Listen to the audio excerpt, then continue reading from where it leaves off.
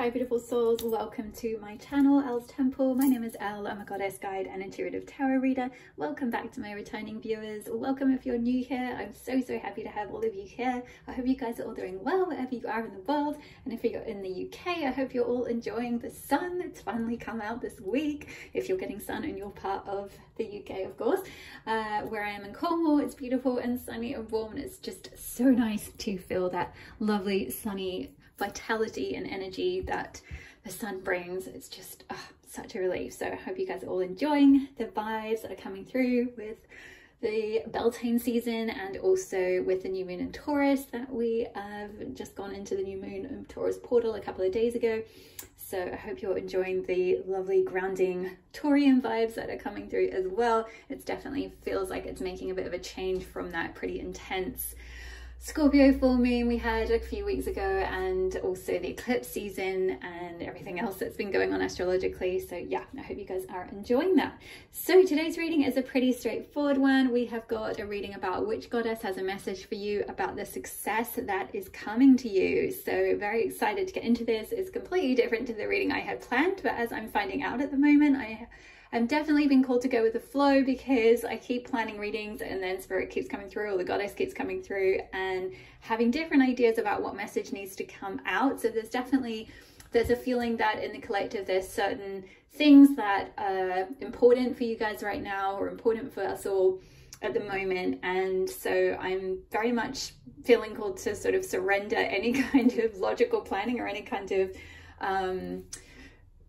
like preparation, I guess, ahead of time, which is how I normally do it. So it's interesting, but I'm going with it. And also along the same vein as well, I haven't pre-pulled your cards again. I'm being called to allow you to choose your pile intuitively again. So we have the cards face down. All I've done is I have briefly seen each of the goddesses, and that's it. So I really don't know anything about what this reading is going to entail. I haven't pre-pulled tarot or oracle, so we're just going to do that live. It's not going to be a super long reading today, but I just want it to be kind of a nice uplifting one for the weekend. And also with kind of slightly Taurus vibes of, you know, thinking about, you know, or tapping into success, abundance, you know, security, stability, potentially financial abundance, you know, all of that good stuff, you know, all of those kind of Taurian type themes. Although I'm not calling this a like new moon in Taurus or sun in Taurus reading specifically, it's definitely a timeless reading. So whenever you're drawn to this, my loves, just trust that there may be a message for you. Okay, so if you are drawn to card number 1, you'll be pile 1. If you're drawn to card number 2, you'll be pile 2. And if you're drawn to card number 3, you will be pile 3. Timestamps will be in the description box below as always, and I will see you in your pile.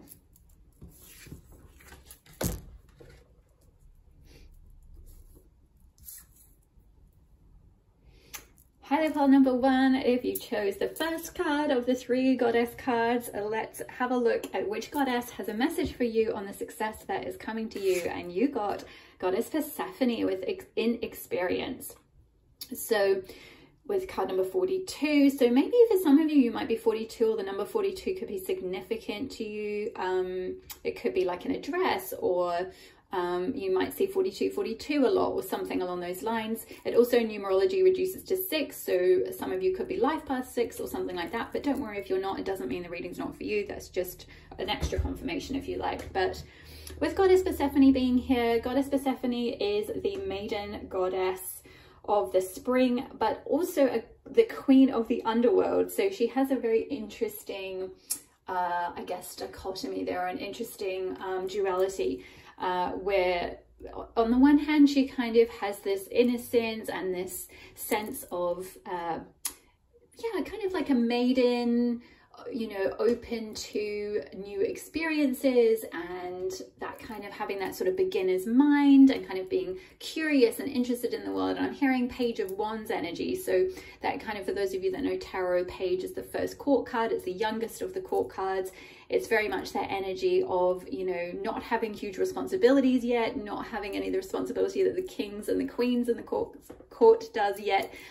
They are the youngest. They're still in the court. They're still, you know, they have that sort of privilege, but they're learning, they're growing, they're just kind of having having some time to kind of play and be curious and see what the world has to offer. And with Wands energy, that's all about creativity. So I feel like there's something here that you're potentially being called to create that maybe you feel a little bit inexperienced with, like maybe you feel or maybe you don't have a lot of experience in this area, and we'll get into more detail with the tarot and the oracle, but just generally kind of as I'm channeling your energy, what I'm kind of picking up is this could be something new. It could be a new path, it could be a new creative passion, a new creative hobby, a new creative idea, something you feel very inspired to just try, something you may not have a lot of experience in, but you, with the right kind of attitude, with that kind of beginner's mind attitude, with that sort of sense of fresh, you know, innocence and all of that, and also with her being pictured here as you know, in her capacity as the goddess of spring, when she is in her maiden form during the springtime. You know, this could be going on right now. We're still more or less in spring in the northern hemisphere, so this could be very much something that wherever you are in the world, whenever spring is next for you, or if you're in it right now, you could be called during spring to have this kind of fresh start, this fresh new beginning, and something that you may not have a lot of experience in. And I feel like that thing is going to potentially bring you a lot of success. So let's get a little bit more detail with the oracle cards. So Spirit or Goddess Persephone, can we get a little bit more? I'm kind of hearing like, yeah, you're gonna, just as Persephone kind of ends up, you know, she begins as this innocent maiden. She's originally known as Kore, the maiden, but then she, you know, she has the supposed abduction by Hades and goes into the underworld, and then she actually becomes the queen of the underworld. So I sense that there's, aside, definitely not the aspect of the abduction, but I think the aspect of like, you know, going through a bit of a journey, you know, needing to sort of learn your paces with something, and getting to a point where, you know, you begin at that beginner's place, you have this sort of sense of innocence and curiosity and a kind of desire to kind of find out more, and then eventually you delve into it. It's like you kind of go down the rabbit hole of this thing, and then you end up becoming a queen of that. You end up becoming like, you know, the queen of the underworld, as Persephone does. You end up becoming the experienced one. You end up having that sovereignty and that authority in that area. So, which is really beautiful. Let's have a look. We have a destiny card for Kyle. Woo! Ooh, power. Yeah. So definitely, I mean, Persephone deals with themes of power. I feel like there's going to be, with this lightning here, I'm seeing like some kind of epiphany, some kind of downloads, some kind of sudden illumination, or sudden like situation or experience that's going to like increase your power, something that may be quite unexpected. I'm kind of seeing, I'm being shown a visual of like the Tower card in tarot, for those of you that know that card, with, you know, it usually shows, I think in the traditional Rider-Waite, it shows like a tower falling, and then, you know, because lightning is striking it. So I feel like there could be, yeah, again, some kind of new path. Maybe you've had a tower moment previously, or you're in the process of going through a bit of a tower moment where something, some sort of structure or institution or career path or something, or certain expectation for something that you thought was going to go a certain way, it hasn't perhaps gone the way you thought, and there's been something that's come in to kind of move that out of the way, to create this sort of blank slate for you to go in this different direction, potentially this area where you can increase your experience and also find your power. So it could be a bit of an underworld, it could be a bit of a I'm hearing like catalyst, like you're being catalyzed for something, like some kind of initiation, or some kind of a like something's happened that's kind of forced you to go through potentially like a bit of a soul awakening. Maybe you've been going through this over the last kind of year or so. You might have been going through a very intense dark night of the soul, which has acted as a kind of catalyst or awakening, just like Persephone kind of, you know, previously she was kind of just innocently playing in the fields with her mother Demeter, and then, you know, she gets this wake up call with this abduction by Hades. He comes along and seduces her, and she's like, oh, maybe I could go with this guy. And then she, yeah, ends up pulled down into the underworld. But that is how she gains her power, because she goes from being sort of the innocent maiden to the queen of the underworld. And we've got community as well. So creating some kind of community, I feel like there's going to be some kind of, again, that I'm seeing this sort of sense of authority, sense of power, having that sovereignty where you're going to gather people into some kind of community in some way. So a little bit more. Whoa, Oh, 2 cards coming out. Anxiety, card number 18. So maybe some of you have been very anxious about this, particularly if you have been going through a bit of a dark night of the soul, or if you have had a tower moment, if something has been pulled away or something like that, and you're standing at some kind of threshold right now, feeling very inexperienced about your next steps. This might be bringing up a lot of anxiety for you. I'm kind of seeing with the number 18 that reduces in numerology to 9. And 9, I'm kind of seeing like a 9. I'm seeing 9 of Swords in tarot, which is like, it is literally the anxiety card. Actually, it often shows a figure sitting up late at night, just like this person is here, feeling very anxious, feeling very stressed, having insomnia. So maybe for some of you, you might have been going through that recently, just feeling very kind of upset. But I also, with the number 9s as well, in all of the suits of the tarot, they are like bringing up the end of a cycle, that you're coming towards the end of a cycle, because they're the penultimate number before the number 10. So in the Sword suit, which is all about the mind and mental health and your thoughts and your beliefs and all of that kind of thing, you know, if we're at the 9, it's kind of like you're in a cycle right now that's about to end, with regard to something that's been on your mind, with regard to something that's been kind of plaguing you potentially. It's going to be this anxiety is going to be coming to an end. And we've got man holding a heart with card number 45, which also reduces to 9 as well. So we've got a double 9 and 9 here. So this could be anxiety. You could have had, you know, I was speaking about the Persephone and Hades thing. Maybe there has been some sort of situation with a person.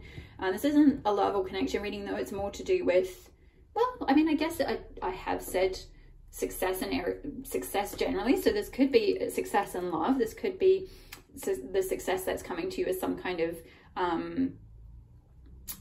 love offer potentially, that maybe you've been feeling very anxious about, or wondering if it's going to come about, or wondering what's going to happen.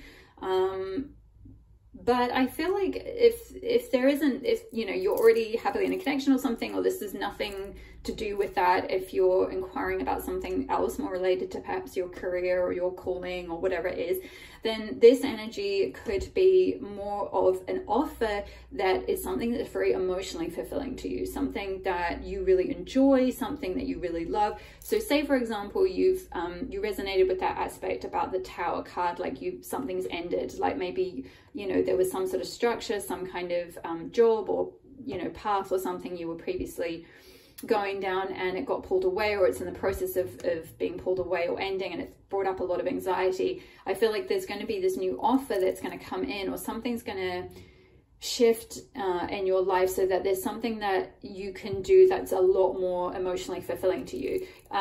Don't worry too much about the gender specifically on this card. This could be just person holding a heart. This could be you embracing this energy yourself, like you feeling very heart-centered, you starting to follow your heart, and by following your heart you find your tribe, you find your power, all of that, you find your sovereignty. So it could be kind of more related to you stepping into a more heart-centered capacity, a more heart-centered role. We've got protection, another 9, so 999. You may want to look up the angel number 999 for some of you. Yeah, with the onions here, it's just immediately making me think of tears, and we've got the figure here. It looks like she's been crying, or they've been crying. So yeah, maybe for some of you, something's kind of brought up a lot of emotion recently. You've had a bit of a, yeah, some situation that's, you know, perhaps brought up a lot of anxiety or upset, but has been designed as a sort of, or your soul's agreed to this as an act of initiation to actually initiate your power. So ultimately you are going to have a lot of success, but it's almost like the success has been brought about as a result of almost like because you were inexperienced in a certain area, or because your soul agreed to go through some kind of experience that was designed to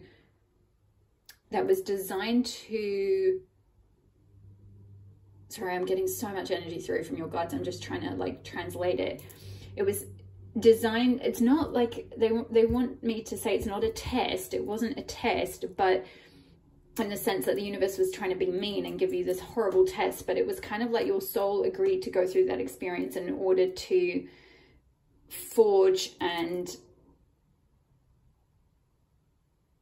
challenge you to step into your power, is what I'm hearing, to kind of galvanize and move, activate you to step into your power. So it sounds like something quite intense may have happened. It could have been related to a love relationship, or just a very intense work situation or something like that, or a kind of dark night of the soul, like I said, a spiritual activation, a spiritual awakening, that I feel like has been very stormy with, you know, both these cards are kind of like, there's big dark storm clouds here, and there's also kind of stormy. In fact, there's lightning on this card and this card. So yeah, lightning often speaks of like sudden shock, sudden illumination. It's just sudden, you know, it's like lightning strikes, you know, it's kind of like it's something that struck you. So something that's kind of, and it's kind of lit up the sky. So it's kind of like maybe you've had some sudden downloads where it's like maybe things have been very stormy in your life, whether it's in your love life or your career life or whatever it might be. And it's like suddenly you've had these like illuminations, these epiphanies, these downloads of like, oh, right, okay, I see why this happened. I see why I had to go through that.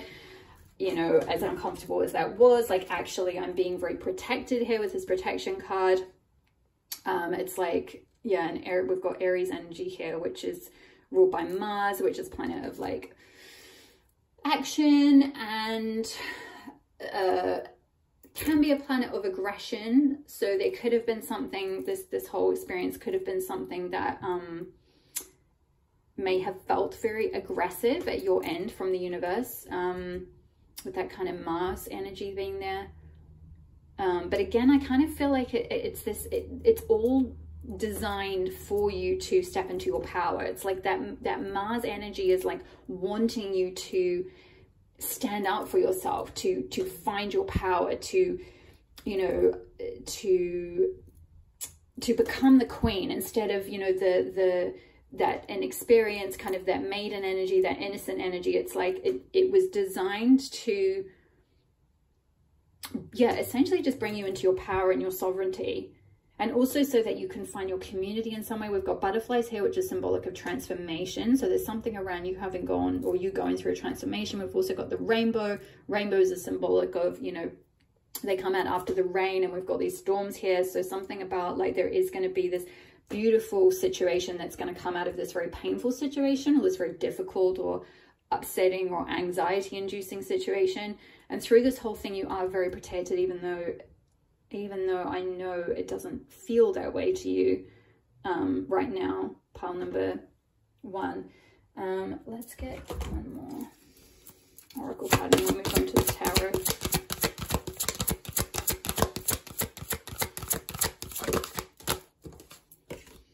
Artemis, she gives a wild mercy. Yeah, so something that's potentially been some kind of injustice that may have been committed against you. So for example, in a workplace scenario, this could be, you know, you may have been persecuted because of something. There may have been a power clash, or, you know, with that Martian energy, the Mars energy can speak of conflict. So there could have been some kind of conflict at work or issue at work or something like that.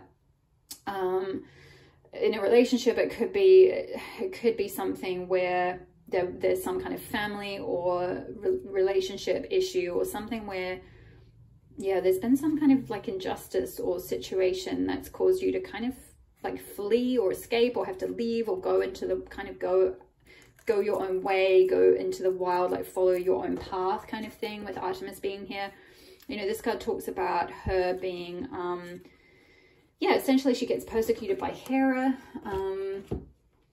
because her mother Leto was one of Zeus's, like Zeus impregnates Leto when he's already married to Hera. So Hera persecutes Leto and her children, Artemis and Apollo. So Artemis has to grow up very, very fast. She has to midwife her brother. When she's only a day old, she just sort of immediately grows up, and she has to kind of midwife her brother. And then because she's very persecuted, she doesn't actually turn that into, you know, unlike many of the other goddesses who in the popular mythology, a lot of them are depicted as being quite jealous or vengeful and all that kind of thing. But Artemis doesn't hold that vengeance against Hera or against the gods, even though her and her brother are outlawed. She uses that energy, she channels that energy into protecting those who are vulnerable, so women, children, animals. She's a goddess of the wild, a goddess of childbirth and animals. So there could be something around using some kind of experience. Yeah, inexperience to experience. Using some kind of experience, something that may have been very difficult. It could be even an older experience through childhood, maybe something abusive or some kind of specific thing like an assault or something like that. I'm so sorry if something like that has happened to you, pile number one. You shouldn't have had to have gone through that. But I feel like I'm seeing the number, they're drawing my attention to the number 11, which 11 is all about alignment. And also some of you may be life path 11. I'm also life path 11. Life path 11 usually have a very difficult ascension journey. Like it's the most steep ascension journey because you're again, it's this whole initiation thing. Life path 11s, their souls incarnate and they have to go through a lot of density, a lot of difficult situations, a lot of life experiences that cause them to, that will initiate them to step into their power more. And I feel like there's something that might have happened to you, whether it's a specific thing or kind of a more general, you know, longer term thing, whether it was a love relationship, family, a work situation, whatever it might have been. It's something that you're not turning your heart against those people. You're recognizing it as not okay and not condoning the behavior or anything, but you're using it to, you know, you're alchemizing it, you're working with it. You're like, okay, well, I don't want anyone to have to feel this way. So I want to create a community where people can be safe, where, you know, I can protect, like I'm hearing like sanctuary or retreat or something like that. It could be a safe house. It could be something for like, whether it's women who have been persecuted, whether it's young adults, children, animals, whatever it might be. It's like you're turning your experiences to help others who are also inexperienced. We got there in the end. There we go. You're turning your experiences, your difficult experiences where you've had to be initiated into stepping into your power more, where maybe there's been some kind of like power imbalance or power's been taken away from you, or you've been disempowered, or, you know, like Artemis, you've been, you know, you were kind of essentially like, yeah, there was some kind of injustice you experienced or something. So you know, things that should have been yours were kind of taken away from you or something because of whatever reason. Some kind of discrimination or something like that. And it's like you're taking those experiences and using them as a force for good. You're using them to help create a community that helps people who are also inexperienced. So I'm kind of seeing, quite possibly, you know, if we're thinking about the Persephone myth and the whole thing with how she is abducted by Hades, this could be related to some sort of similar thing, perhaps working with young women or something who have gone through, say, sexual assault or gone through difficult experiences with relationships or difficult experiences with, you know, it could be, yeah, it could be something related to kind of like anything from sort of a sexual thing through to just like, you know, family, I'm hearing family bereavement or family, that's not quite the right energy, family, like trauma, abuse, I'm hearing stopping the cycle of trauma and abuse, abandonment, wounds, things like that. So it'll be different for all of you, but this is something that like, I feel like maybe you went through that Persephone. So the Persephone myth could be very empowering to you. I do have on my Patreon, on my, I think it was on the High Priestess tier. This is going back to last year. In fact, it was the very first reading I did on my Patreon Priestess tier. I have a reading specifically from Persephone. It's a very in-depth reading. It's hours long. So each file is like, I think more than an hour. And I go into the whole Persephone myth in depth. Someone here, I've been guided to say that specifically. I don't normally talk about specific Patreon readings in the middle of a reading, but someone here I feel like you may be called to go and listen to that. There's a free week trial. So even if you just go on the free week trial, I wouldn't normally say that either, but you know, go on the free week trial and go and listen to that reading, because there is someone here who's meant to hear a message on that specific Persephone reading there's also a healing and an activation in that reading as well. They're a lot more in depth and activating than the readings I do here on YouTube. So check that out if you're feeling called.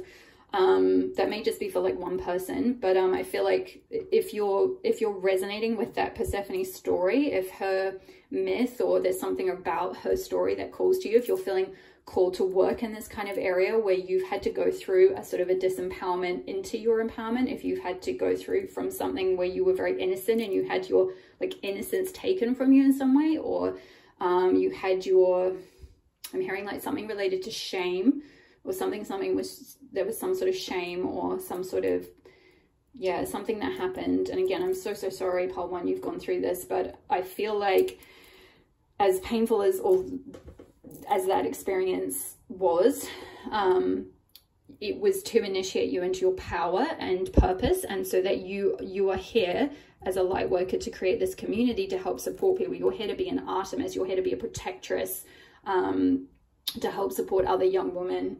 They're telling me to read the book, so I feel like there might be something specific about, and this whole reading has gone really long. I haven't even started on the tarot, but I almost feel like we don't need it, but I will pick a few in a minute.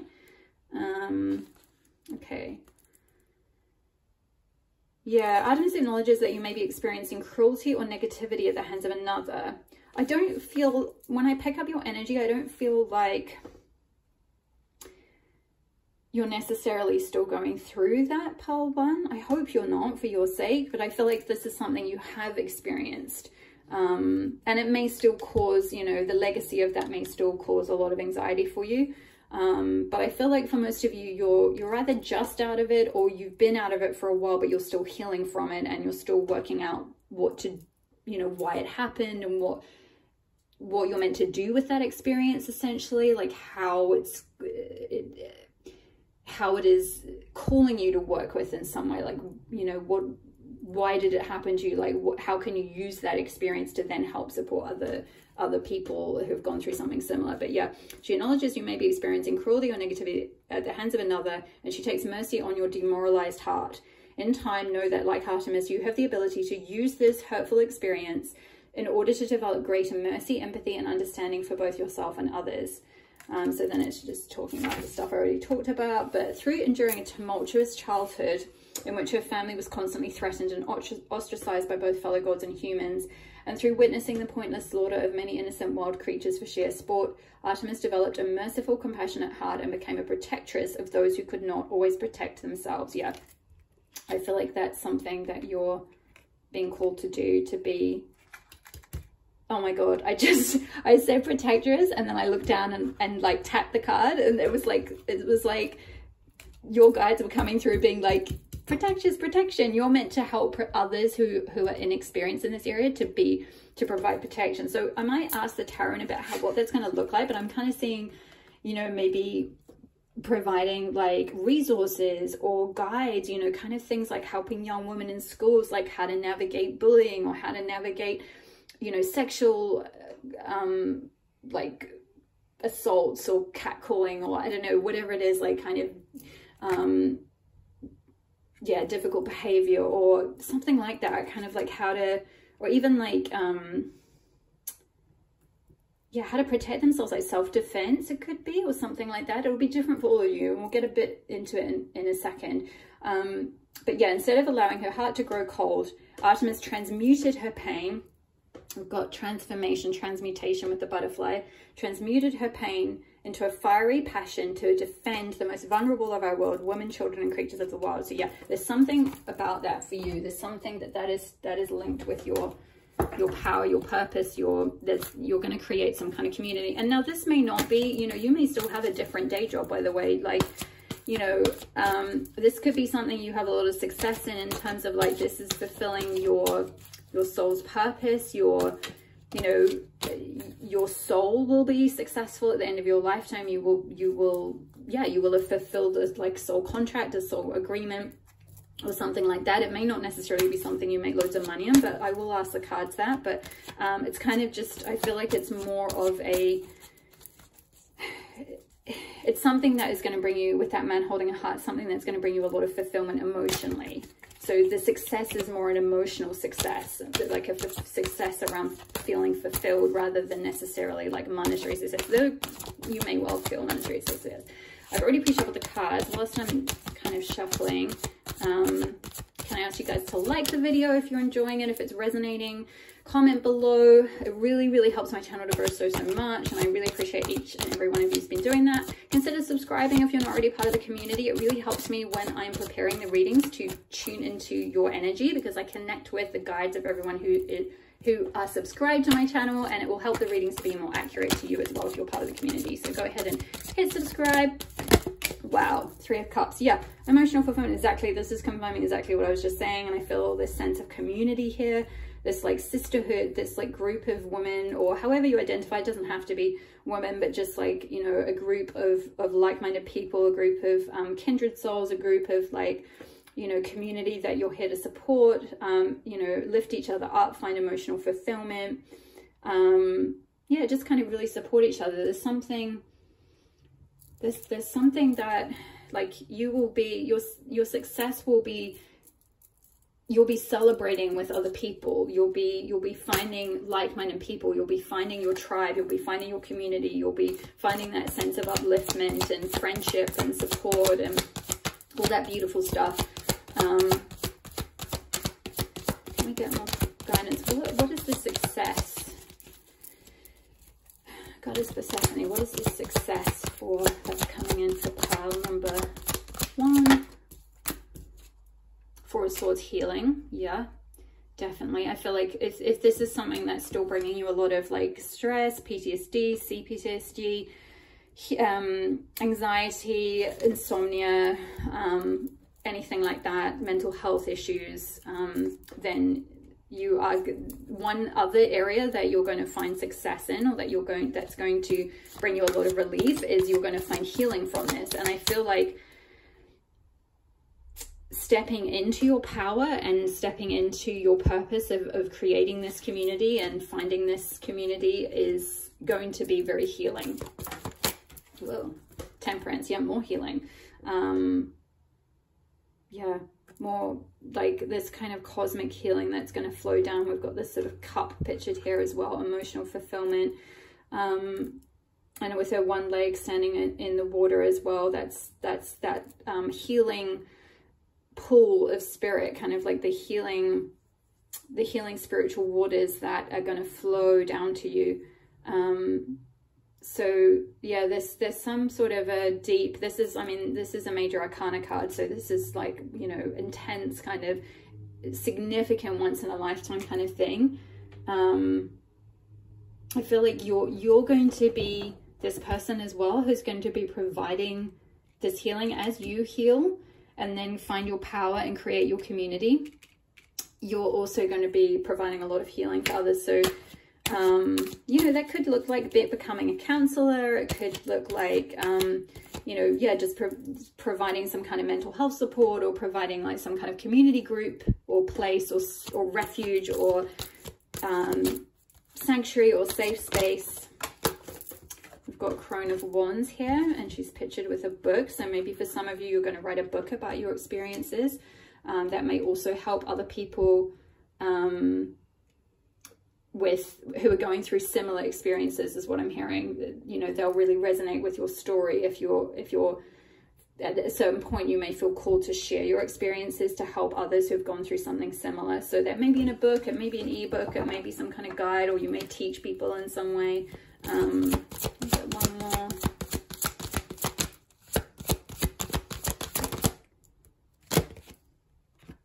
Knight of Cups. Ooh, interesting. Yeah, going after, again, this is kind of coming back to this man holding a heart, going after your emotional fulfillment. You know, Knights are about taking action, and Cups are about following your heart.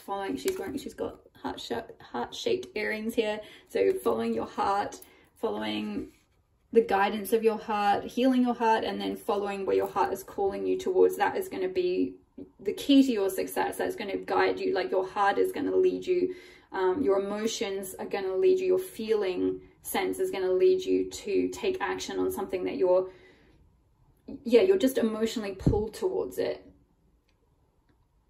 it's like your emotion, let your emotions guide you. There's a lot of, well, we've got kind of we've got Wands, Swords, Cups,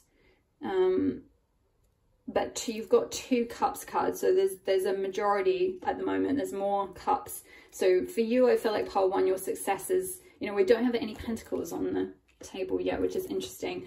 I feel like for most of you, maybe for some of you, finding a certain level of financial stability is important to you, but I feel like for most of you, pile 1, if you've chosen this pile, it's more important to your soul that you find your tribe, find your community, or create this community, step into your power, help others with your experiences, help others who are inexperienced or innocent, or you know, going through some kind of persecution or difficulty. Help them, help guide them, help heal them, help educate them, teach them, pass on your wisdom. We've got the healing there as well. And yeah, it's important for you, for your own personal satisfaction and emotional fulfillment, to go after what feels good, is what I'm hearing. Like, to go after where your soul is guiding you, or where your emotions are guiding you. And I feel like this, again, this path is very protected. You're very protected on this path. So it's kind of like I feel like you can't go wrong. Okay, my loves, those are all the messages I have for you today. It's just a short reading. I hope that resonated. Again, drop me a comment below, hit the like button, or hit the subscribe button if you're not already part of the community. I would love to have you here. All the best with this journey, and I will see you in the next reading. All my love. Bye.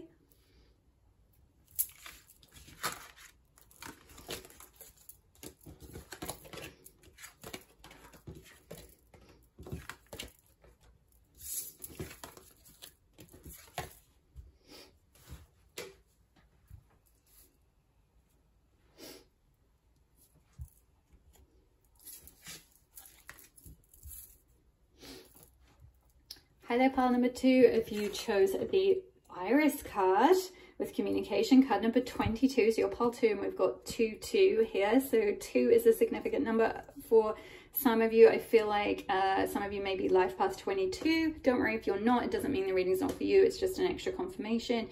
Or you may have been seeing angel numbers like 2222 quite a lot recently. I feel like, yeah, your angels are trying to communicate with you. I'm just seeing these angelic wings here. So I feel like there's been a lot of communication that's been coming through.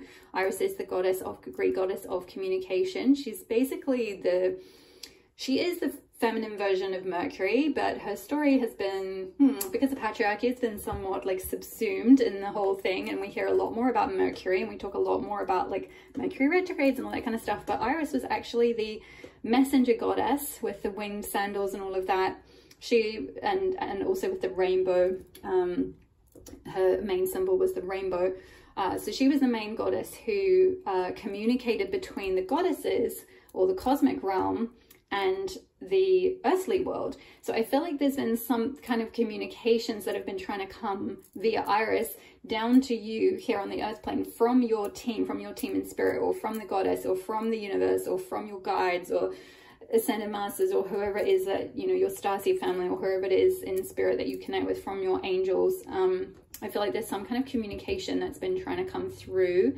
And I feel like maybe for some of you, there's been something that you're meant to communicate with others. This could be a book, it could be, you know, starting a channel, it could be something on social media, it could be public speaking, it could be campaigning for something. We'll get into a little bit more detail with the Oracle and Tarot cards. In case you missed the intro, I'm doing this reading the same way as I did my last couple, where I have not pre-pulled any of your Oracle and Tarot cards, so I'm here discovering it along with you. So, and I just pulled that open and saw divination. So yeah, maybe for some of you, you're meant to start some kind of channel a bit like this and communicate, you know, do divination, do readings, communicate messages from, just like as Iris does, like you are that bridge, you are that rainbow bridge between like the heavenly realm, the cosmic realm, the other side, from, you know, you could be somewhat of a medium. She is a goddess of mediumship, so you could be able to channel, receive messages, communications from the other side, from spirits who have passed over, you know, ancestors who have passed over, loved ones, things like that. And you are that bridge where you can then help receive those messages and then give them, pass them on to others. So let's get a little bit more guidance on what is the success that's coming to you. Clarity. Ooh, yeah, maybe providing clarity for people. We've got Virgo here.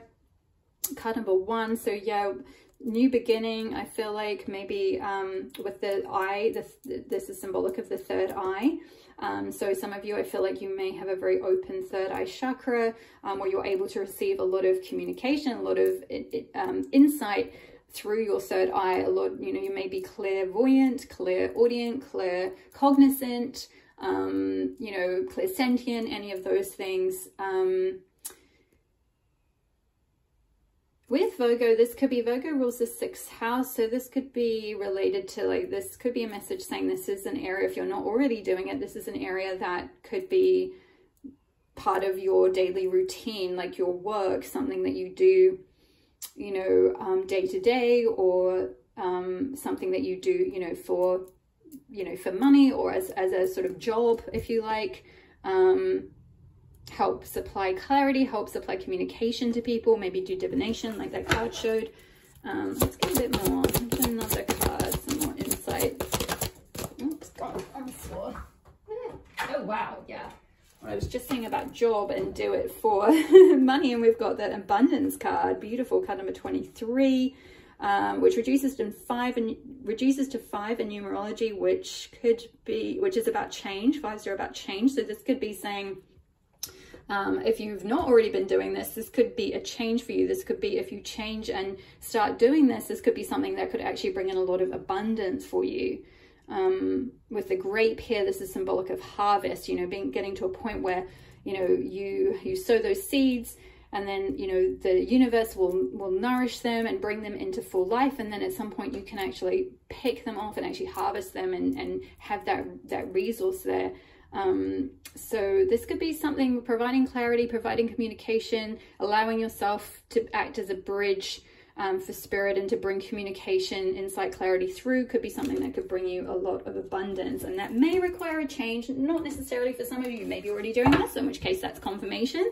This is a good confirmation that this is something that you are going to eventually reap the rewards of. It's something you're going to eventually reap that harvest if that has been something you've been doing. But for those of you where you're not already doing this, but you've been called to do this, or you're feeling a little bit guided, or a little bit like maybe you have been getting some communication already, maybe some of you have been watching a lot of tarot readings, trying to get confirmation, trying to get clarity. Is this my path? Is this what I should be doing? Should I be passing on these messages? Should I be this guide? Yes, this is a confirmation that you should, and it is also a confirmation you will get abundance. And it should be, as I spoke about with the Virgo, this should be part of your like daily routine, or just, you know, part of your, you know, a job or something like that. Or there may be a job opportunity that may come through for you, which we'll get into in a bit with the tarot, where you're offered some kind of job offer or opportunity to be able to do this more regularly, potentially for people. I'm hearing like fair, like a spirituality fair. So maybe for some of you, there could be a place where you could go and have a stall or something like that, and you could receive, you know, regular abundance from clients where you offer your services. So if you've been thinking about doing that, then that is confirmation. We've got inner peace here. So this is beautiful energy. I feel like this is both an energy that is something that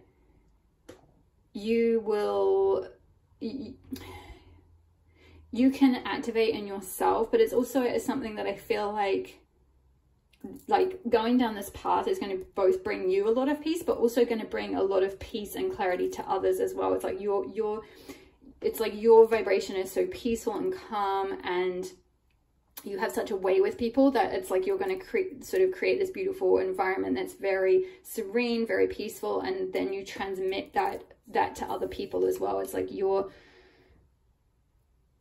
kind of this energy transmitter, this energy communicator. It's like you can energetically communicate peaceful messages or peaceful energy towards other people. What is it that you do? Pile number 1, I want to know this. Sorry, pile 2.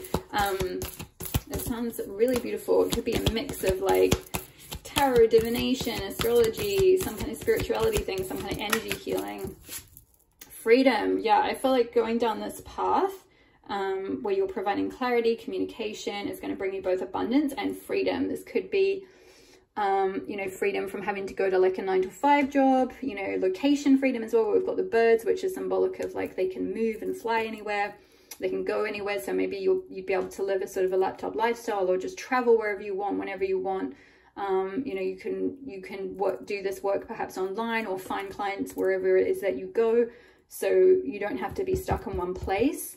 So yeah, I'm seeing a lot of like time and location freedom is what I'm hearing. So let's have a look. Let's get an energy card. An energy card for part 2. Wow, that came absolutely flying out. Card number 21 was strategy. Okay, so there's something here that you're meant to create a bit of a strategy around in order to create this abundance and this time freedom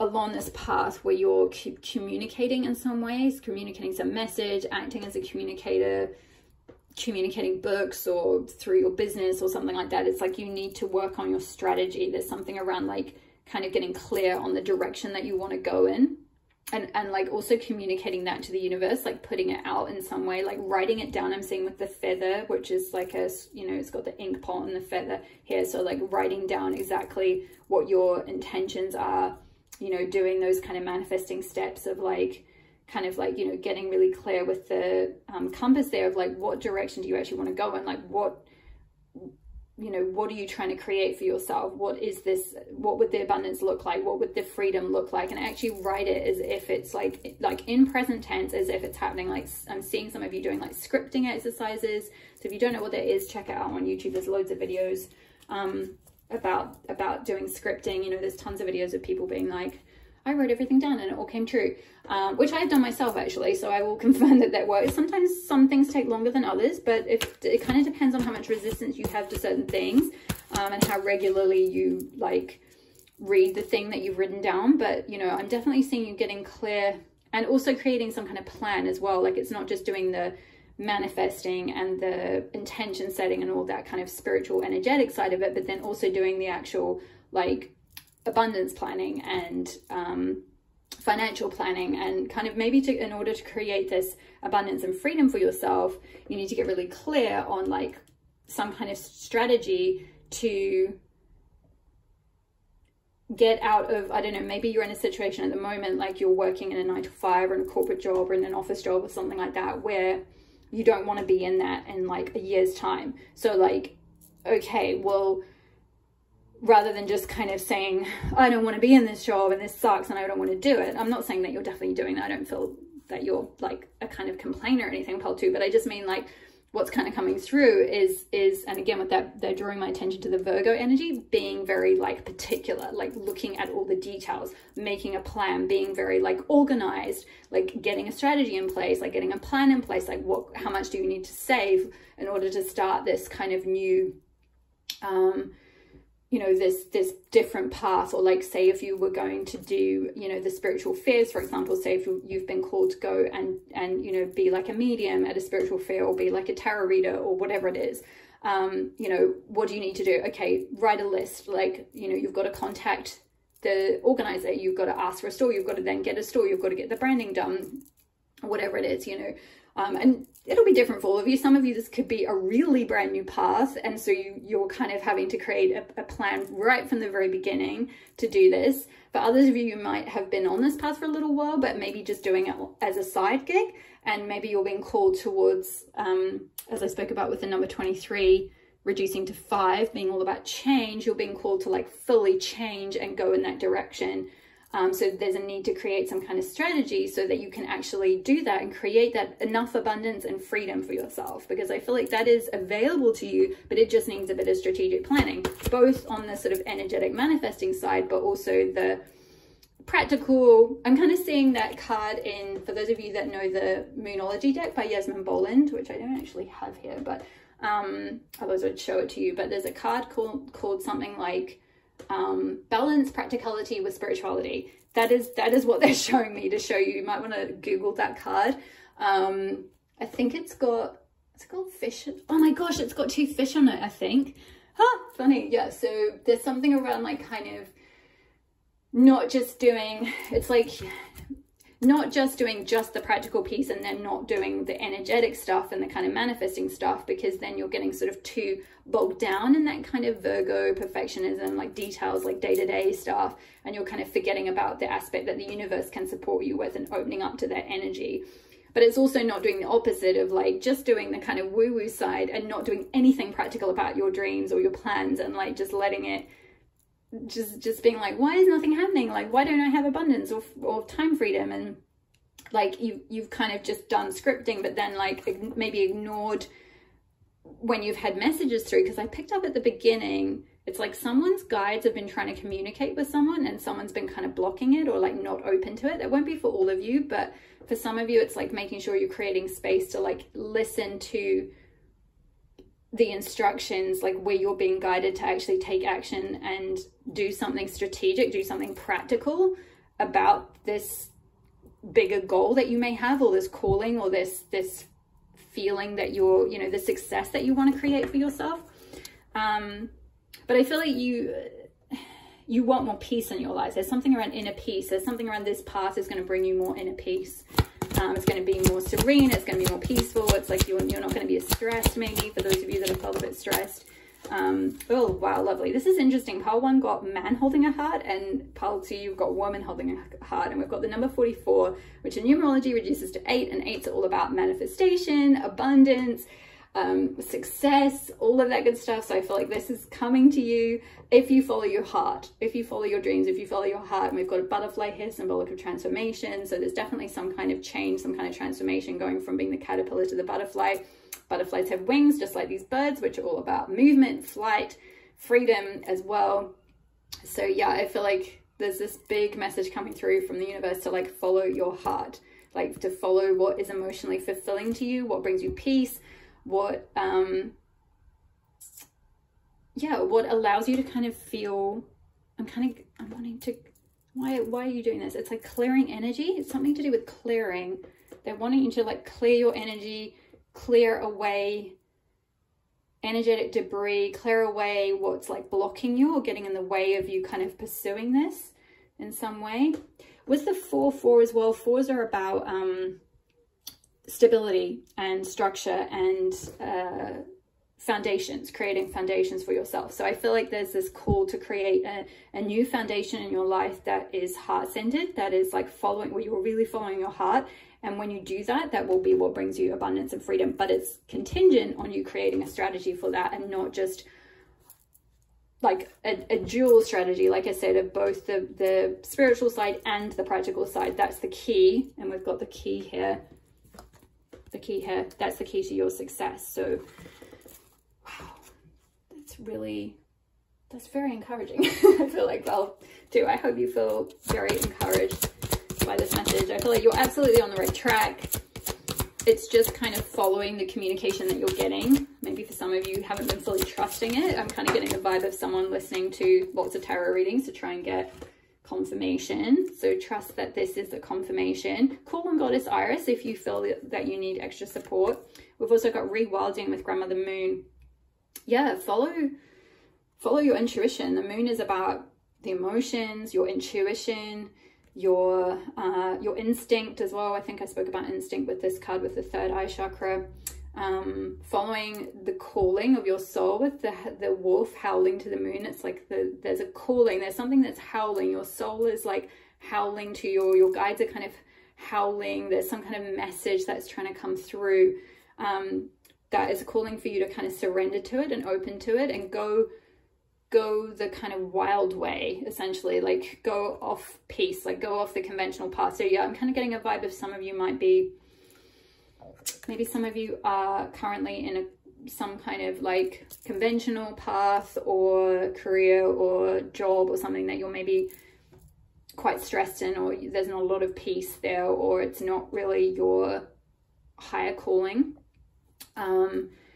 Or it doesn't emotionally fulfill you, it doesn't fill your heart up or something like that. And also I'm hearing it doesn't use your gifts either. So there's something around like using your gifts, and I feel like your guides have been trying to communicate something to you, or there's something you're meant to communicate to the world. There's something that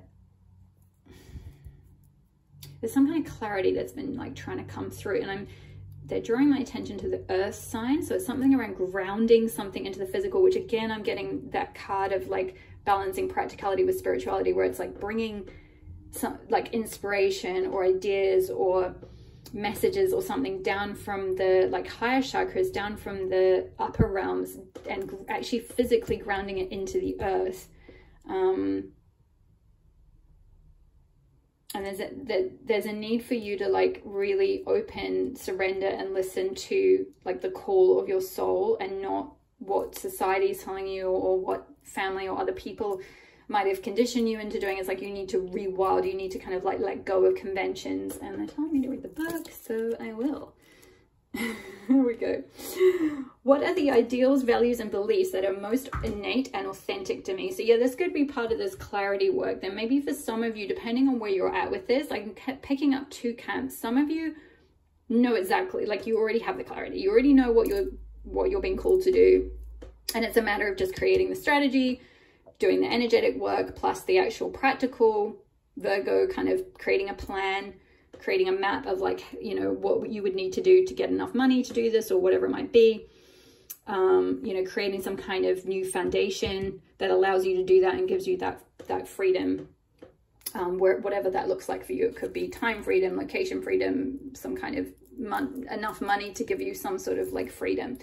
You know, sort of like a map kind of thing, creating a map so that you can like get out of where you are now and like fly away, essentially, is what I'm saying. For others of you, there's a piece that you need to do around finding, like doing this clarity work for yourself, where you need to work out what ideals, values, and beliefs are most innate and authentic to you. Like you need to kind of do this rewilding process, which may require you to like create a bit of freedom for yourself. Maybe it's taking a sabbatical from work, or taking an extended break or some leave or something like that, to go somewhere that's like quite peaceful, maybe by the water.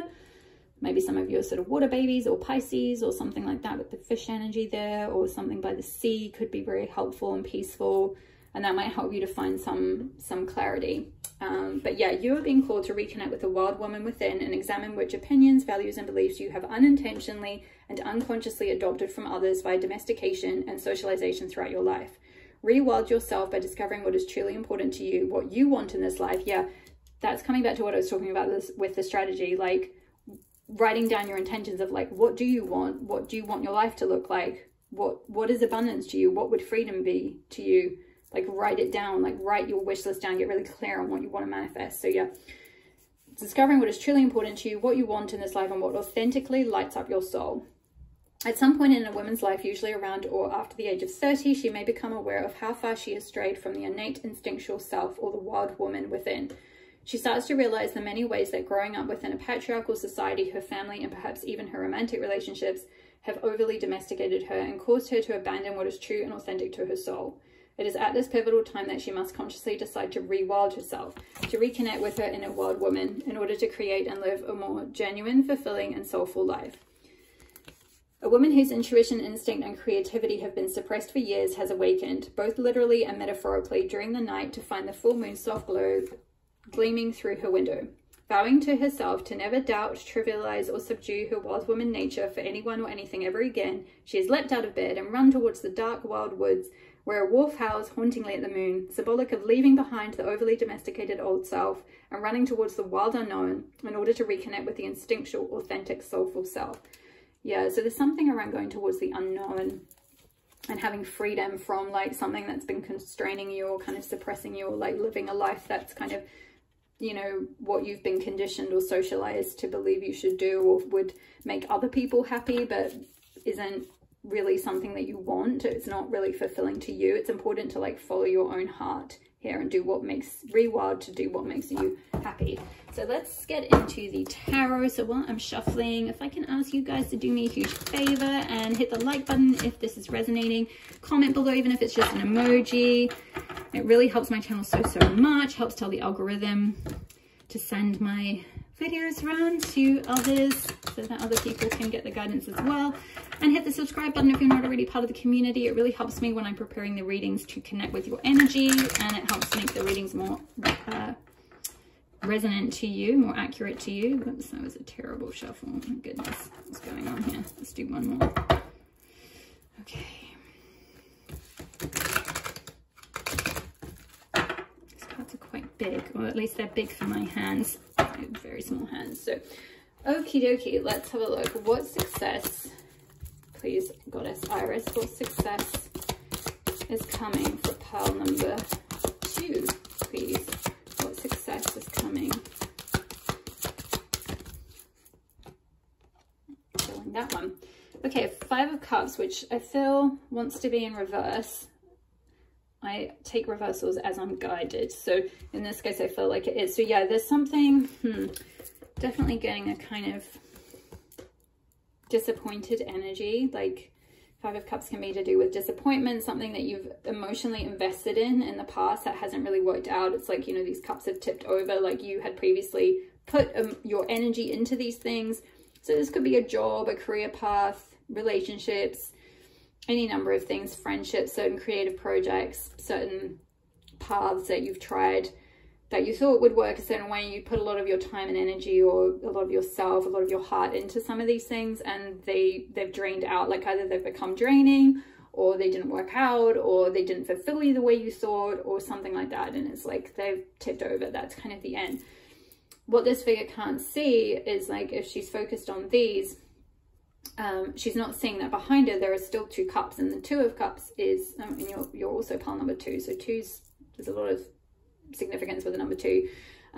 2 of Cups is like that sense of harmony of, we've got this, like with the 2 fish here as well, this sense of like completeness, like union kind of between, you know, your masculine and your feminine self, or your yin and your yang sides, if you like. It can be about like bringing together. Okay, I'm getting shown that the spirituality and the practicality. So maybe for some of you, you've been previously trying to invest in or go down, excuse me, go down certain paths that haven't really been emotionally fulfilling for you, but they've been certain things that gave you a certain level of security or stability or something like that, or they you know, you kind of did them perhaps out of a sense of wanting to get approval or support from others, perhaps maybe a little bit unconsciously or something, which is why this whole rewilding message is coming through. Because there's something that's going to bring you a lot more emotional fulfillment that you're going to want to sort of like commit to and give your heart to and emotionally invest in. And, you know, the 2 of Cups is about reciprocity. It's like not just you being in a kind of one-sided thing, or like, you know, you putting all your energy into something and then you're getting nothing back. It's like a reciprocal thing where you pour your energy into it, but you get a lot of emotional fulfillment out of it. So I feel like with it coming out in reverse, it's like this situation is on the way out. This energy of feeling emotionally lackluster is what I'm hearing, is on the way out, like disappointed about life. Maybe it's like, I feel like you're going to get clear on what you're being guided to do. You're going to get clear on what's important to you, what's authentic to you, what kind of life and lifestyle you want, what kind of what abundance looks like to you, because abundance is different for everyone, right? You know, for some people it's, you know, £1 million in the bank and like a private jet or something, and like, you know, loads of status and fancy cars and blah blah blah. For other people it's like, I just want to have like an abundance of time. I want more freedom. I want to have time to devote to creative projects. I want to have time to like be out in nature, you know. I wanted to have time to rewild, to like listen to myself, to kind of like do my moon rituals or whatever it is. I want to have time for my relationships. I want to have time to you know, follow my heart. You know, so it may even be like doing something completely different, like where you just do a certain thing on the side to kind of pay your bills, and then you have a lot of time, a lot of freedom to kind of devote to something else. And eventually over time, maybe that thing then becomes something that brings you a lot of abundance, which we'll get into in a moment. But I do feel like it's again, a little bit similar to pile 1. There's a lot around like emotional fulfillment being kind of being the key. And we had the key there. Following your heart, doing what really lights you up. I think this card talked about following what lights you up, following your bliss is really important for you, is ultimately what success would look like for you. Pile number 2, I feel like it's actually something that I feel like once you've done that work of getting really clear on yourself, and doing that rewilding work, you'll realize that that is what your heart wants, that is what's most fulfilling to you, that it's not necessarily about, you know, certain other things. Knight of Cups, oh my gosh, pile 1 got this as well. Yeah, going toward, again, this is just confirming exactly what I've just been saying. Taking action, Knight, towards what brings you emotional fulfillment, Cups. You know, going after, investing in what lights you up, what fulfills you, what you enjoy, what lights your heart up, what feels good. Like making some kind of offer maybe, you know, so it could be, yeah, like maybe if there's something around like maybe doing, I don't know, say you're being called to do these kind of spiritual fairs, it's like making some kind of offer, like taking action, you know, towards that dream, towards certain goals that, you know, you're just like, oh my gosh, what would feel so authentic to me? What I would absolutely love to do would be to do this. And then it's like, okay, what's the strategy? What do you need to do? What offer do you need to make to do that? Like, you know, how can you invest in that? What does that require of you? And actually putting your time and energy into that. It's like, yeah, this new 2 of Cups, there's like a new path, a new commitment to make, a new investment to make. And we've got 7 of Cups and 7 of Swords. Okay, 7 of Cups being in reverse. Yeah, so I feel like this is getting clear with the clarity on something that has felt very cloudy. 7 of Cups can be to do with having too many options, feeling a bit overwhelmed, not being really sure where to put, like what to invest in, what to choose. Maybe for some of you, you've had, you maybe, yeah, there's a need to kind of get clear it's like maybe there's a lot of different options because you're maybe feeling a bit influenced by others or by conditioning or something like that. And there's a need to get clear and follow what is just truly authentic to you and follow your heart, because maybe that it's like, you know, we've got a card with like success with the laurel wreath and a card with like lots of money. It's like, oh, do I follow this path because it would bring me loads of money, or this path because it would bring me loads of status, or this path because it would be really creative, or this path because it would be really spiritual, or this path because, you know, I'd really love to do that or something. It's kind of like you've been in a like a sifting and sorting and figuring that out, which I feel like that's good. Like it's like you're starting to rewild, you're starting to kind of listen to yourself and kind of go within. She's pictured here with her eyes closed. It's like, like what could I do?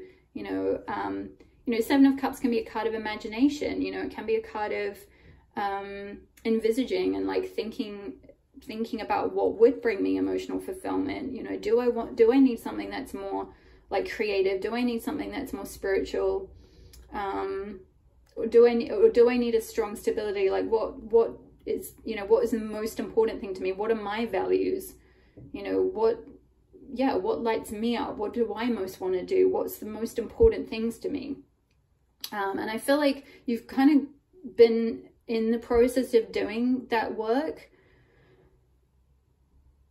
And now I feel like now it's kind of time to let that energy go a little bit, to kind of close that cycle out and to start creating like a practical plan towards like actually going after what is, now that you've kind of done that piece of like rewilding and working out what is of most value to you. It's like now, okay, like get out of that sort of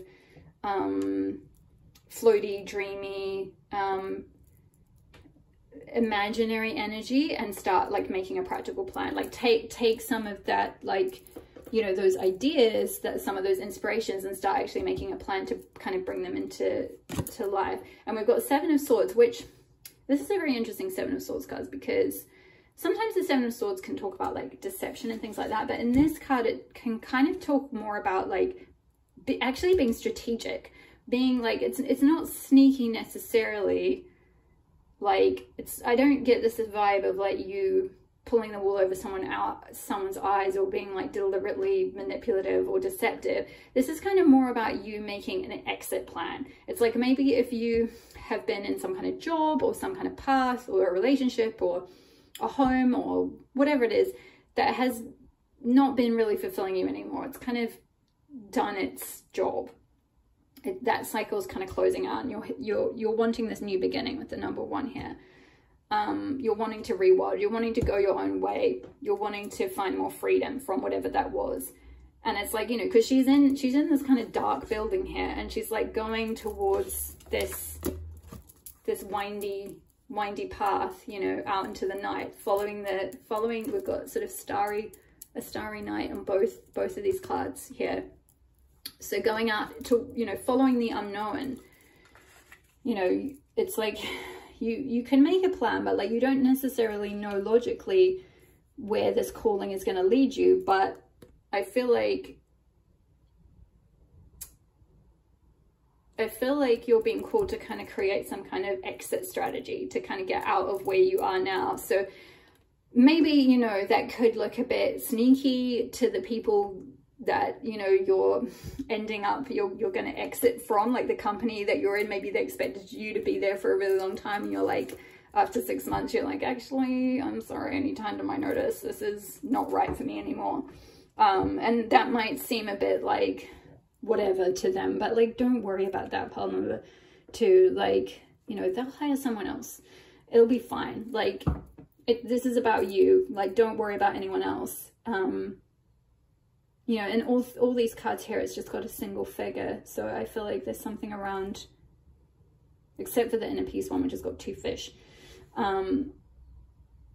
But I feel like the focus needs to be on you and like your plan, your strategy for getting out of a situation that hasn't been very emotionally fulfilling. So let's get one more. This final card for pile 2. Ooh. Ooh, yes, the star. That wants to be upright. So yeah. And I was just talking about stars with this card. It's got stars pictured here, and this card going from sort of being indoors to like out in the wild and following. I'm hearing like following your North Star. This is very destined for you, this path. You know, going through this rewilding process and following what you're called to do. It's like, yeah, it's destined. It's like written in the stars. This could be something related to astrology. This could literally be like, for those of you that are feeling called to, yeah, maybe do something related to spirituality or communicate something. It could be communicating things related to like, yeah, like star signs, astrology. That's just quite a specific message. That might be for like one person if that's something you've previously felt called to do.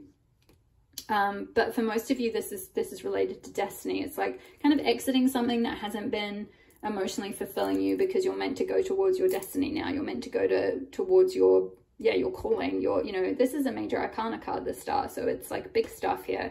It's like once in a lifetime kind of stuff. It's like you're being called. And I feel like if you are, this card talked about if you are 30, like, or around the age of 30, so some of you may be around that age, so you may be going through your Saturn return, and so that's a big astrological transit, which is, you know, you kind of have what, like 2, maybe 3 if you live to like over 90, but like most people have 2 Saturn returns in their life. So the first one happens around 30, and then obviously 60 and so forth, but like it's often a big transit, you know, Saturn, the planet of like karma, destiny, responsibility, like, you know, sticking to your life's plan, all of that, like what your soul signed up to do here. Like if you get to the age of 30 and you've kind of been exploring a lot of different things or trying things that haven't really been emotionally fulfilling you, Saturn comes along around that age and it's like, okay, like maybe there's this other path that you're meant to go down. Maybe you're meant to rewild. That totally happened to me. I've talked about this in many of my other videos, so some of you guys might have heard me talk about this before, but when I hit around my early 30s, when I hit my Saturn return, I was working in corporate and media in London, doing something completely different, nothing spiritual at all. I just started doing yoga, and I also felt called to do this rewilding process because I had sort of invested in this career. I'd been there 7 years, and it was just no longer really fulfilling me internally anymore. And it was the whole Saturn return thing. And usually what happens around your Saturn return is that it starts to, and I've talked about this in my videos before, so apologies if you've heard me talk about this, but in case you're new, it often activates you to step into your North Node. So my South Node was in Capricorn, so I did very Capricorn things for like that first half of my life, like achieving and climbing the corporate ladder and working really hard, and I was a total workaholic and like completely did the whole Capricorn thing. That was my South Node. So I already came into this lifetime with those skills, and it was just I went on default and fulfilled all of that just on a default, like unconsciously. And then hit my early 30s, my Saturn return, and suddenly wanted to find more emotional fulfillment, wanted to do something that was less stressful and more peaceful and, you know, more spiritual and all of that. And now I do this. And my North Node is Cancer. So if you're on that axis, some of you might be on the same axis as me, North Node Cancer, South Node Capricorn. So North Node Cancer, the moon, grandmother moon, the moon, all about intuition, like feminine energy, you know, yin energy, instinct, intuition, all of that, emotions, listening to your emotions, all of that kind of stuff. That's exactly what I do. I mean, like I have an actual moon temple membership as part of my Elves Temple thing. So I'm literally doing Cancer stuff now, but it took a long time. It took a long time to rewire. It took a long time to unpack all that conditioning and to kind of like reorient and completely, because it is literally the opposite direction. It's like the universe picks you up, or Saturn picks you up, the planet Saturn picks you up around your Saturn return. And depending on how open you are to it, a lot of people will resist it. In which case Saturn comes around again when you're 60 and it's like, hello, now it's time. Now you've got to do it, and it will really kick your butt big time if you're 60 and you haven't followed your North Node. So it's better to do it when you're 30 and you've still potentially got a bit more like freedom to kind of turn your life around, or start to reorient your life, start to make a strategy to kind of like go towards this different direction. Because I feel like for many of you, some of you might be just feeling that initial call. Others of you have started taking a little bit of action, but you're not really sure and you're still kind of exploring different ideas. Others of you are a little bit further along. You've started maybe reorienting your life, but you're kind of still got like one foot maybe in the old world a wee bit, and there's still a little bit of like distrust or something like that. And so hence why there's this need to kind of like make an exit plan, make an exit strategy, like get really clear on what it is exactly you want to do and what you want your life to look like. So I feel like those are all the messages I have for you, pile number 2. I hope that resonated. Again, leave me a comment below or drop me an emoji if it did. Hit the like button if you enjoyed the reading. Hit the subscribe button if you're not already part of the community. I would love to have you here. All the best with your journey to success, and I will see you in the next reading. All my love. Bye.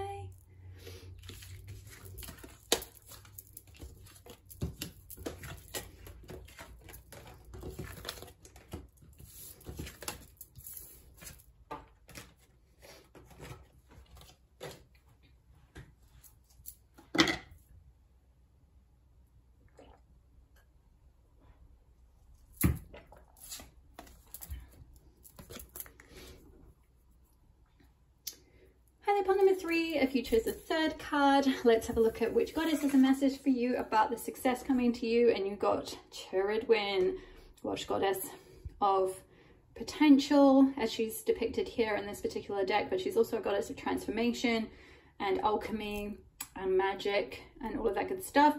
If you want to know a little bit more about Cheridwin, I won't go into too much detail today because this is a shorter reading. But for those of you maybe at the end, if you feel called to work with this goddess a little bit, or if you want to kind of get some support, find out what kind of rituals and how you can work with her, I do have a blog post about her on my Elves Temple blog. I believe I wrote about her during Yule, so it might be you might need to go back a bit through the blog. But yeah, Cheridwin, really, really beautiful goddess, really, really powerful goddess. So when she comes to you, if you felt called to this card, when Cheridwin comes to work with you, trust that there is going to be it's like you've got a lot of potential, you've got a lot of power and a lot of magic that she wants you to alchemize and use in the world. There's something that you're here to really, you know, Cheridwin's usually pictured with a cauldron, so there's something magical, there's something where you're meant to kind of put all your like experiences or all your wisdom or all your pain or everything that's happened to you into this big cauldron and allow it to like be alchemized and transmuted into power. into knowledge, into guidance that you're meant to bring to the world in some way. I feel like you're on the cusp with the number 9 here. I'm kind of seeing like 9s are kind of almost at the point that's that penultimate number before the number 10, which is like an ending and a new beginning. So 9s are kind of just towards closing out a cycle, ending a cycle of some sort. So for some of you, I feel like you may be on the cusp of that, but let's get a little bit more detail with the oracle cards. In case you missed the beginning, I'm doing this reading like I've done my last couple where I haven't pre-pulled any of your cards, so I'm discovering this along with you. So there'll be a little bit of shuffling, but I hope that's okay. Let's see, we've got flexibility, ooh, and we've got a tiger here. So yeah, power, a lot of power. I felt that with your, it's like you've got a lot of potential, a lot of power here to be used with that. Like that tiger energy is kind of like waiting to pounce on something. It's like there's some opportunity, you've got the potential to kind of go after something, but it may require some flexibility. It may require you to kind of just judge when is the exact time or when it's the right moment. It's like the tiger will sort of conserve its energy, and then it will just pounce and strike on some kind of opportunity when it's ready, when it's time, when something's been, it's like you're being primed for something. I'm kind of getting guidance for pile number 3. And wisdom, yeah. What was I saying about Chiridwin and wisdom? Like this cauldron of wisdom, there's a lot of wisdom that you're here to share. Very deep energy. I'm kind of seeing this almost like scorpionic energy with like the deep diving, kind of doing that deep dive energy toward like down into your the depths of like your psyche, your emotional self, your experiences, to like glean all the wisdom, all the like juicy nuggets from everything you've been through in that cauldron of potential, where all these things that you've been through have been designed for you to transmute and alchemize them into wisdom to share with others. You are very wise, very powerful. There's a lot of guidance, a lot of wisdom that you're here to share, a lot of like emotional intelligence or emotional guidance with the water here. And it's like very deep guidance, very deep experiences that you've had, or deep wisdom. I'm kind of definitely getting, Chiridwin's not really pictured in a crone energy here, but I'm picking up crone energy strongly from you. It doesn't mean you are an older woman necessarily. You could identify not even as a woman. You could be very young, but you have a lot of wisdom. It's like your soul, you're an old soul is kind of what I'm getting. So let's get some energy cards. What is the success that's coming to pile 3? That completely flew out. Door to spirit. Yeah, you are this door to spirit. I feel like for people, like there's spiritual guidance, spiritual wisdom that you're meant to give here.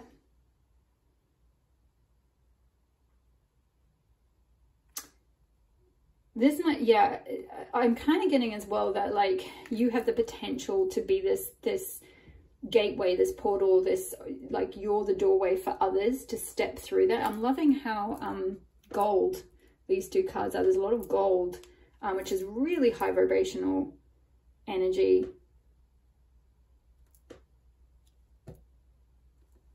So some of you might like wear a lot of gold. You might be very drawn to gold or something like that. Or you might be, gold is linked with the,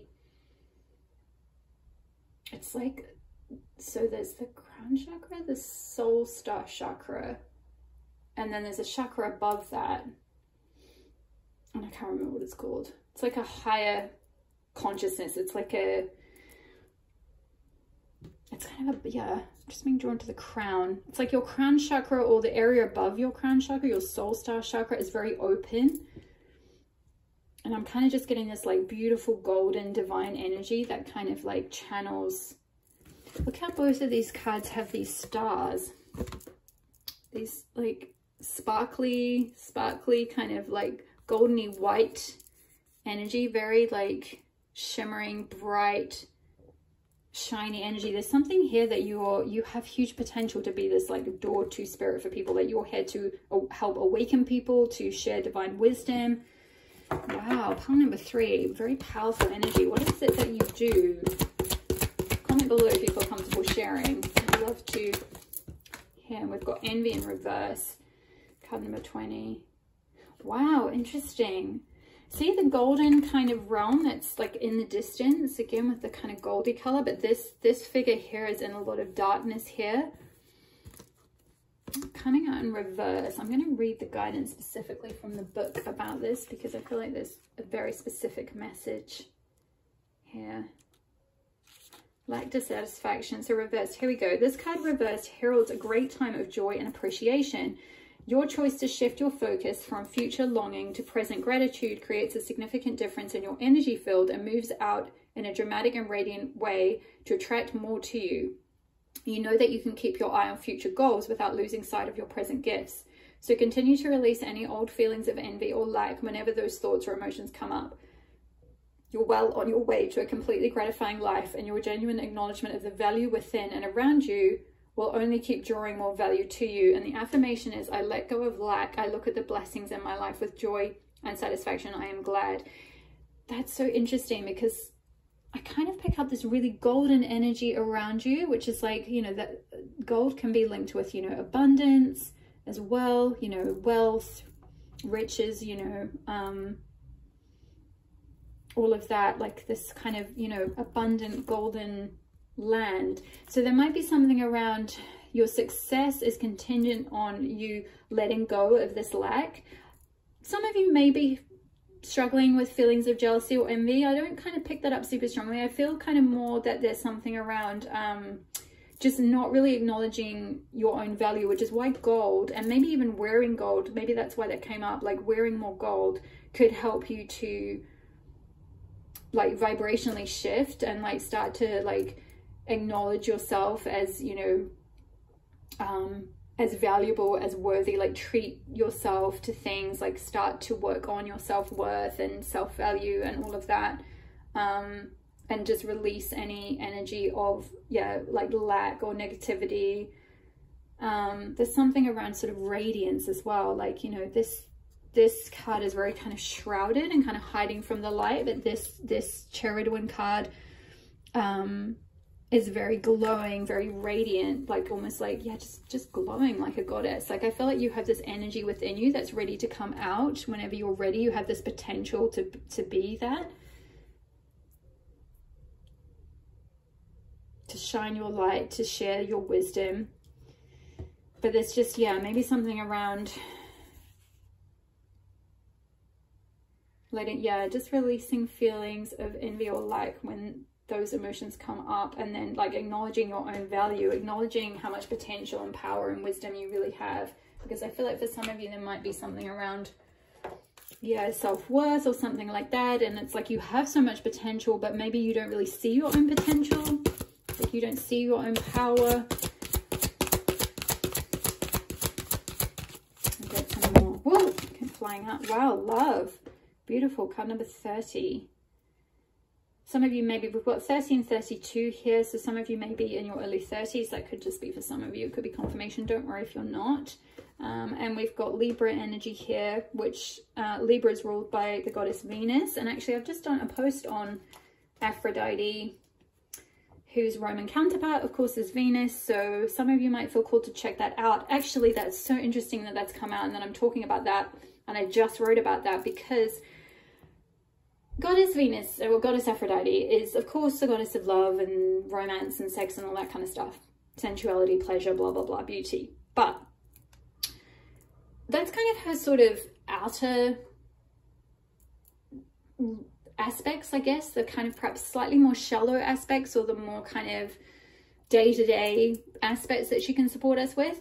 In the blog post, I talk about how really, when you really start to work with her and you kind of peel back the layers of, you know, all the kind of surface level stuff that she is worshipped for, really what Goddess Aphrodite supports us with is self-love and self-worth, and seeing ourselves as this goddess within, however we identify, you know, seeing ourselves and celebrating ourselves and acknowledging our worth, as this card talked about, really loving ourselves, really practicing self-love. She can really, really help with that. So I'd highly recommend checking out that blog post. I literally just put it up yesterday, so it's the most recent one when you go on my blog on elstemple.com.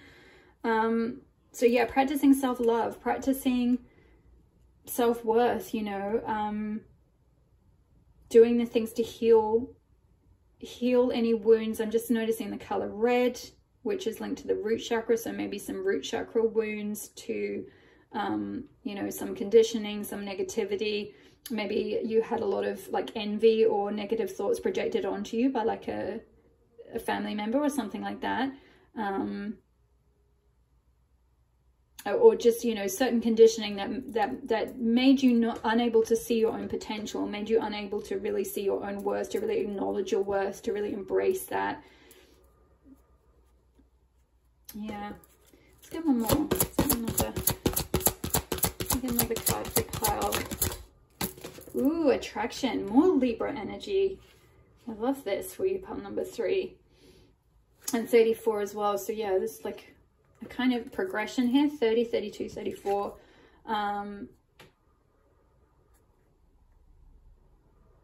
Yeah, just more Libra energy, more Venusian energy. Libras are all by Venus.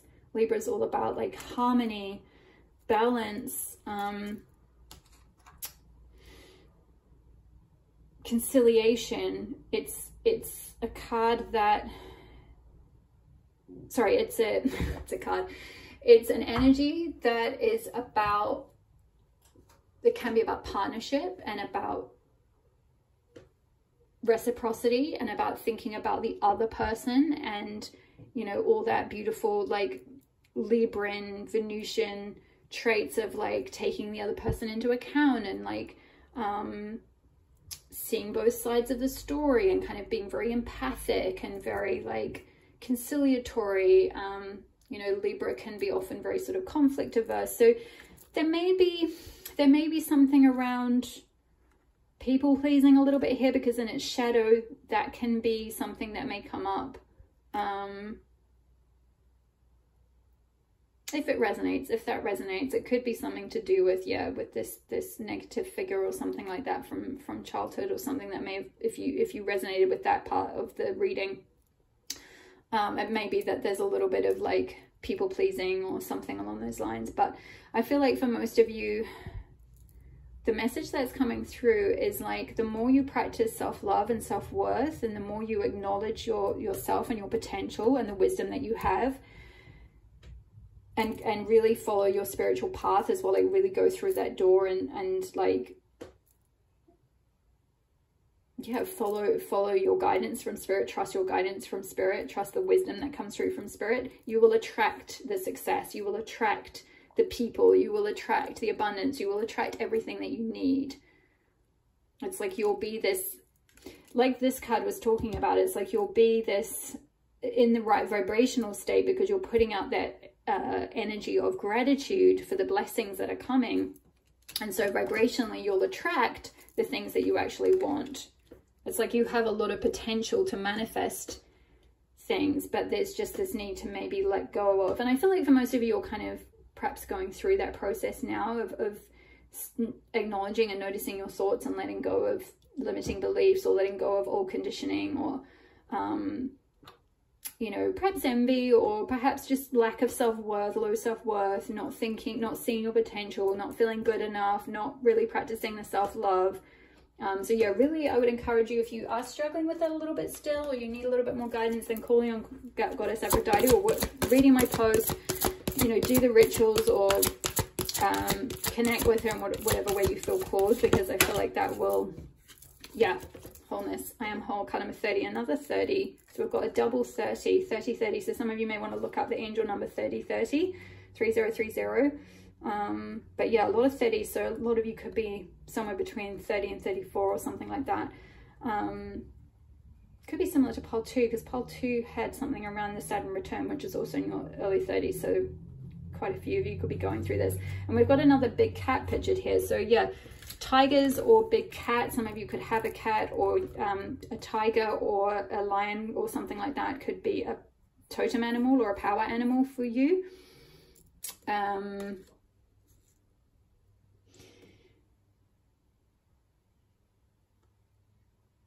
there's something around, yeah, like kind of integrating everything, integrating all of your darkness and your light, all your experiences, the kind of depths of you, as well as the kind of more, you know, your lighter side, your more human side, as well as kind of your like spiritual side. It's like there's something around kind of like integrating parts of you. I feel called to read the guidance from this book, and then we'll get into the tarot to get a little bit more, to get some more messages. But yeah, wholeness. What qualities or desires have I repressed into my shadow because as a child I thought they made me bad, and how can I compassionately integrate them? So yeah, doing a little bit of shadow work maybe for some of you. You are being called to lovingly descend into the realm of the shadow, as there are parts of you that are yearning to be seen and held. Yeah, practicing self-love. There's parts of you that are like in this shadow, but where maybe you're kind of a little bit envious of other people who are kind of out in the light, but it's like you have just as much potential to be like as successful or as famous or as, you know, whatever it is that you're envying about them. Take that information, take that as information. Like that is a sign of an aspect of you that has been suppressed, an aspect of you that's in your shadow, and it's information for yourself to like reintegrate it and love that part that has been pushed into the shadow. Because there might be a part of you where like when you were younger you tried to shine your light, you tried to be yourself, you tried to kind of like express yourself in some way, and then it was suppressed and deemed as bad, and so then you shut it down, and so now that shadow part of you may act up, and it may like activate when you see other people shining their light, and you may feel an energetic charge around that. And that's just because that part needs love and then to be reintegrated into wholeness so that you can also shine your light. You also have a lot of potential to also do those things as well. So yeah, there are parts of you that are yearning to be seen and held. Consciously bring together all you find within your depths, not for the sake of attaining perfection, but wholeness, which is the ultimate path to enlightenment. In the ancient Sumerian poem, The Descent of Inanna, Inanna, Queen of Heaven, comes to the funeral of her sister's husband in the underworld, the domain of her sister Ereshkigal, bedecked in 7 pieces of regalia. Ereshkigal demands that Inanna remove 1 piece of regalia at each of the 7 gates until she is naked and on her knees. Upon reaching the final gate, Inanna tries to usurp Ereshkigal's vacant throne. For this grave act of arrogance, Inanna is sentenced to eternal death, but her father Enki, god of wisdom, instructs 2 creatures to show genuine compassion towards grief-stricken Ereshkigal. Then Ereshkigal gives them Inanna's body, and Inanna is restored to her place as Queen of Heaven. Inanna represents as conscious or spiritual self, while Ereshkigal represents our unconscious self or shadow, which according to psychoanalyst Carl Jung is made up of repressed qualities and desires that we deem bad or unlovable. Got the love card there. Unlovable due to societal mores. The tale symbolizes the process of shadow work, and Inanna's descent into the underworld while hiding behind her regalia and her attempt to dethrone her sister are what we do when we meet the shadow from a place of ego instead of vulnerability and compassion. Like Ereshkigal, the shadow does not care about how good we think we are, but demands that we let go of notions of good and evil and drop to our knees so we can meet, see, and validate every part of ourselves. Yeah, definitely practicing self-love and reintegrating those parts so that you can get to a point where you can attract the things that you really want in life. And I feel like your soul has the wisdom to do this, to do that kind of deep dive into your shadow and to like reintegrate those parts of yourself that have been buried and repressed in your subconscious. And those parts are treasure. They're treasure that is going to help you like shine. Once you've like reintegrated them, you'll be able to like really shine your light. You won't be sort of hiding in the shadows like this figure here who's like skulking in her castle kind of thing. So yeah, let's get some tarot now. I feel like, to be honest,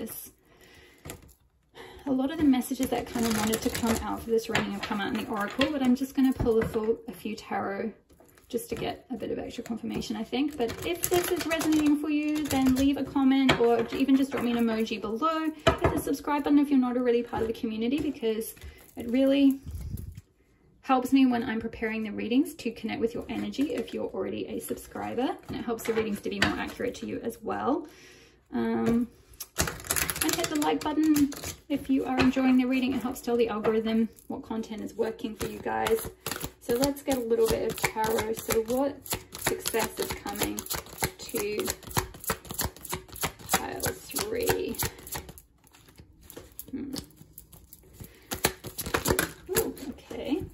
2, 6 of Cups. Oh, I love this. This can be the card of like inner child, where we've got a like older figure handing some flowers to a younger figure. So yeah, I feel like this is you showing love to your little inner child, which is so sweet. It's like you extending emotional compassion, support, love, healing towards your inner child. Because those Cups can be to do with like nostalgia, the home life, like thinking back, you know, looking back at your younger self and kind of seeing what you need to do to heal your younger self, to reintegrate your younger self. Maybe for some of you, this could be something that you have a lot of potential to end up working with other people. I know there's some people in this community, some of you have commented before, you're called to do some work with helping support other people's inner children. So maybe this is confirmation that you have the potential to shine your light in that way. You have a lot of wisdom in this area, just as you've had to do that shadow work and practice self-love, find self-love for yourself, do that spiritual awakening work, you know, extend your self-love and compassion.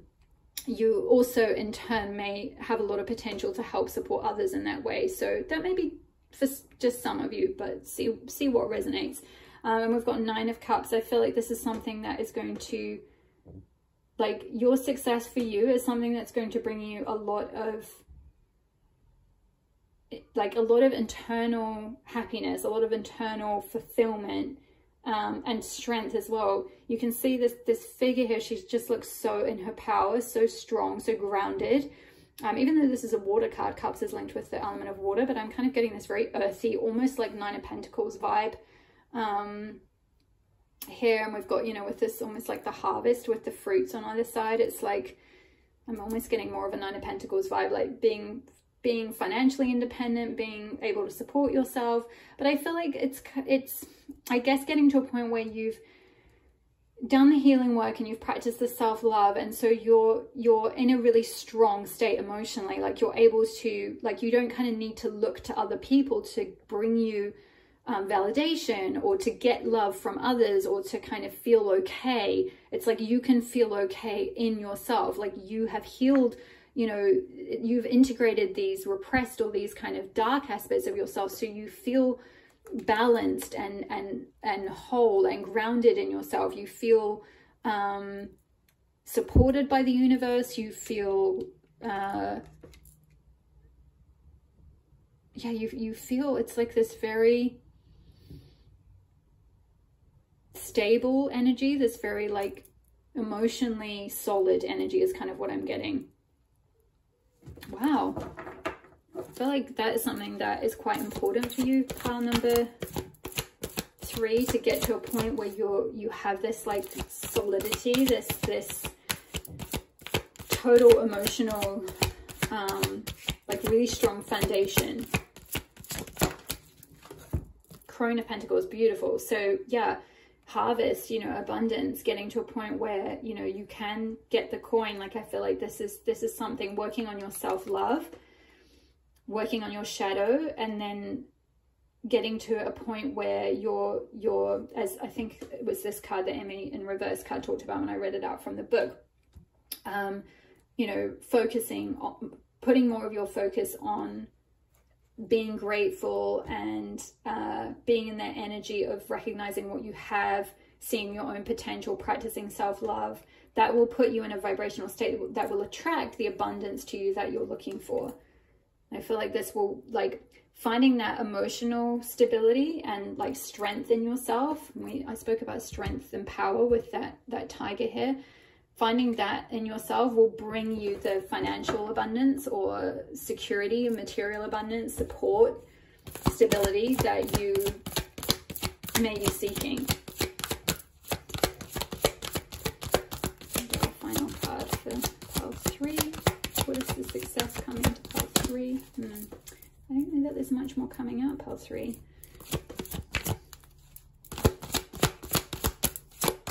Oh, there we go. Oh, I love this. The Emperor, beautiful. Goddess Pele is pictured here, volcanic goddess. She is a goddess who, yeah, this is all about power. You have a lot of potential, you know, it's like it's sitting buried in this volcano at the moment, and it's going to erupt out of you and just create like a whole new landscape in your life. Like once you've really tapped into that power and that potential, it's going to completely change the whole landscape for you. This could be with the Emperor card. This can talk about like, you know, setting up your own business, starting like an empire. But I feel like this is kind of, you know, even though it may play out like that, this is more about you just stepping into your power, stepping into your purpose, following your heart, really standing up for yourself as well. Like, again, it's like very strong, very powerful energy. But yeah, maybe for some of you, this might look like having a business in this area, or, you know, starting a spiritual business, sharing your wisdom or something like that, you know, putting work out related to supporting people with inner child healing. This could definitely be that. So you could take that as confirmation if that's something you're feeling called to do. But for others of you, it's just more about kind of finding what emotionally fulfills you, becoming like emotionally independent. And that will create that stable foundation once you're like really practicing that self-love, to then create the abundance that you're looking for. So those are all the messages I have for you, pile number 3. I really hope that resonated for you. As I mentioned earlier, please comment below or leave leave an emoji if you don't feel like writing anything. That always helps me anyway as well. Just to know it resonated. Hit the like button, hit the subscribe button if you're not already part of my community. I would love to have you here. All the best with your path to success, and I will see you in the next reading. All my love.